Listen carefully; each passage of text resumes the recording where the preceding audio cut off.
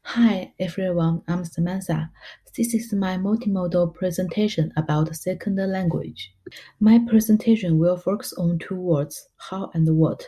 How means how did I learn second language English? Then I divide the content of word into three parts. The first part is what are the similarities and difference between first language and second language. The following aspect is the factors that affected my second language learning.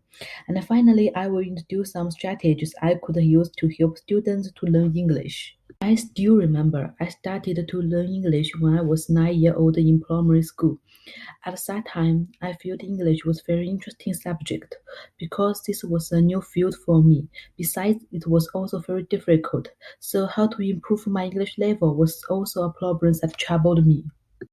Actually, I tried many methods to learn English. For example, memorizing vocabulary, doing tests, reading or watching movies or TV programs. However, in the process of my study, I came to the conclusion that vocabulary is fundamental. Listening, reading, writing, speaking are based on vocabulary. Therefore, memorizing vocabulary is an essential work.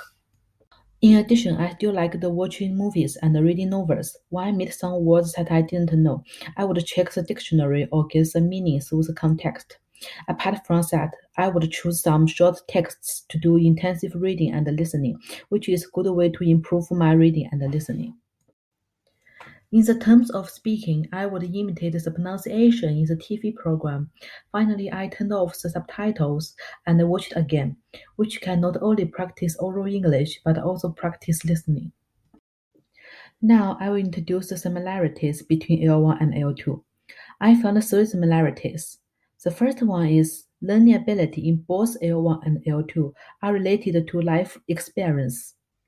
The second one is the development of grammar follows the vocabulary development.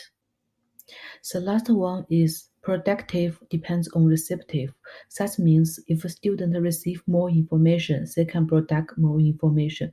Therefore, writing and speaking is based on listening and reading.